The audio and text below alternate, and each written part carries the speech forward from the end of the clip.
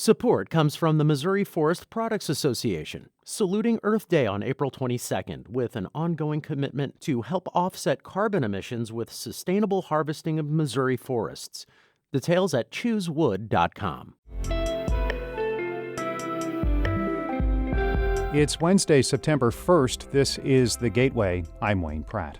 Missouri's 1st Congressional District will have to expand and make up for population loss, and Congresswoman Cori Bush says she does not have a lot of reasons to trust Republican lawmakers who control the redistricting process. I'm extremely concerned about the anti-democratic tendencies, and I'm calling them anti-democratic tendencies of the Missouri Republican Party. St. Louis Public Radio's Jason Rosenbaum explores whether an unusual redistricting alliance can hold up when redrawing the St. Louis-based 1st District. Missouri is sending about 300 National Guard soldiers to help Louisiana communities battered by Hurricane Ida. Governor Mike Parson is mobilizing soldiers to help with hurricane relief for at least 2 weeks.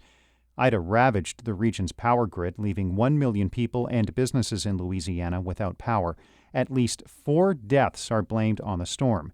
The Missouri National Guard is offering humanitarian aid, equipment, debris removal, and other general assistance. The Animal Protective Association of Missouri is rescuing nearly 12 pets affected by the hurricane.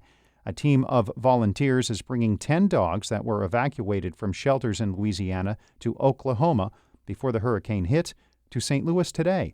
Sarah Javier, the president and CEO of the association, says each dog will be evaluated. Every pet gets a basic medical evaluation and any vaccinations that they need, and all pets are spayed and neutered before adoption.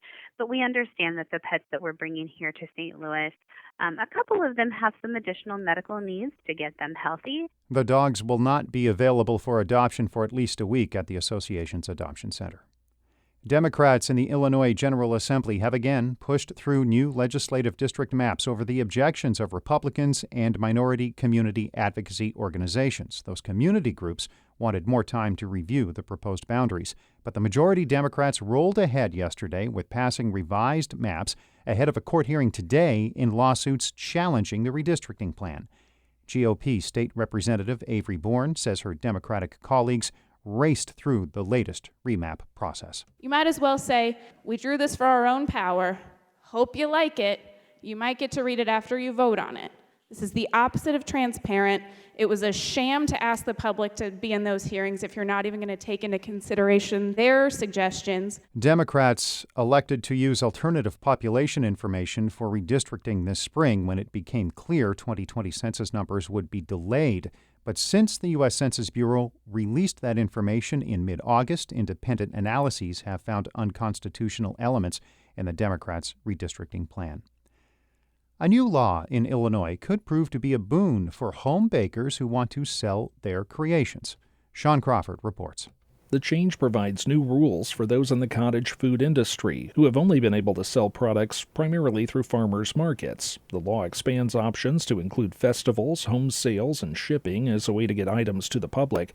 It also creates statewide food safety standards. Supporters say it comes at a crucial time as many cottage food entrepreneurs were hurt by the pandemic's cancellation of farmers markets. The law will take effect in January. The Illinois Stewardship Alliance estimates about 500 cottage food businesses are in Illinois, with most of them small farms and women-owned operations. I'm Sean Crawford.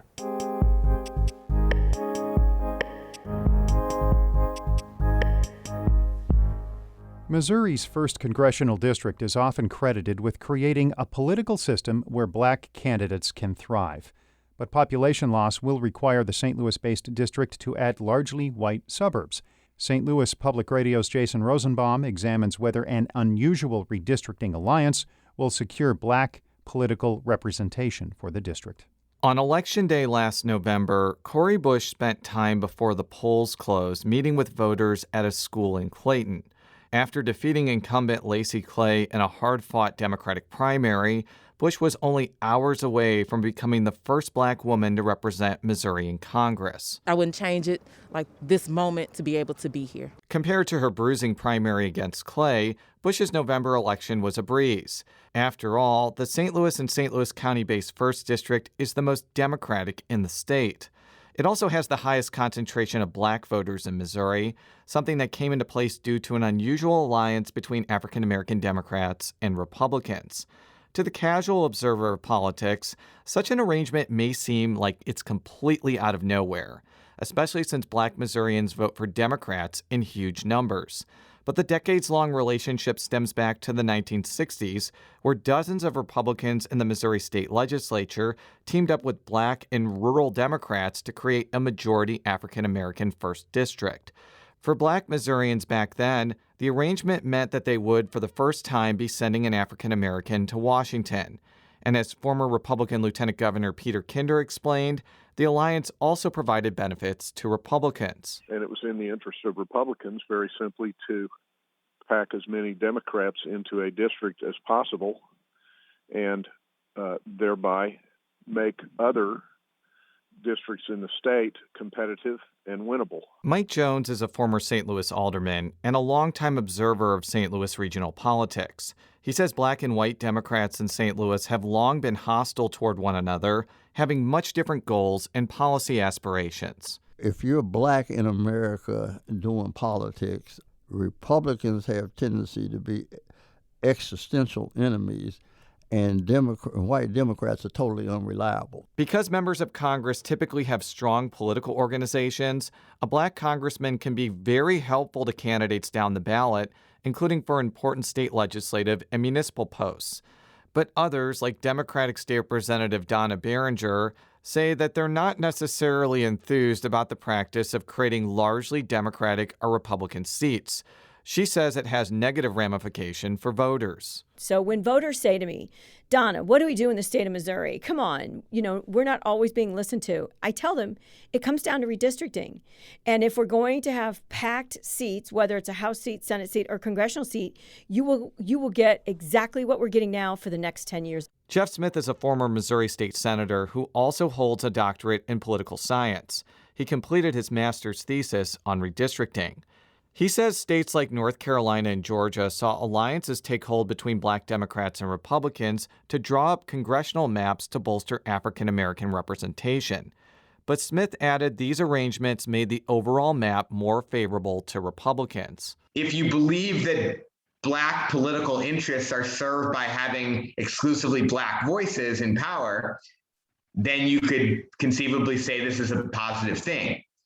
If you believe that black voices are best served by having the Democratic Party in a majority, these types of alliances have typically not been positive.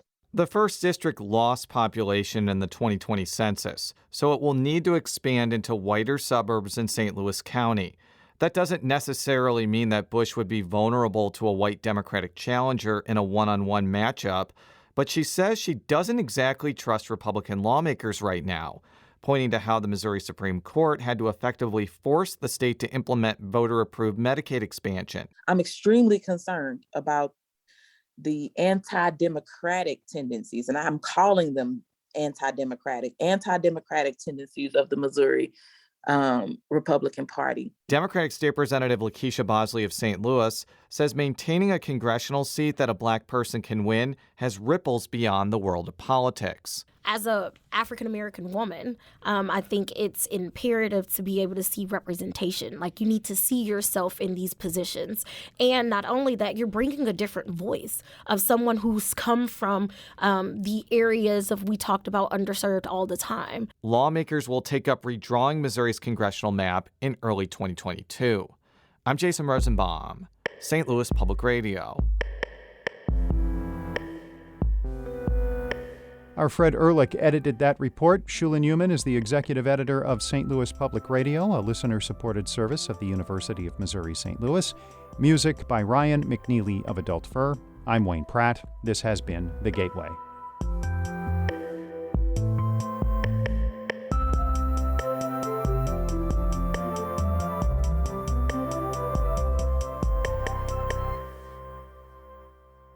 Support comes from the Missouri Forest Products Association, saluting Earth Day on April 22nd with an ongoing commitment to help offset carbon emissions with sustainable harvesting of Missouri forests. Details at choosewood.com.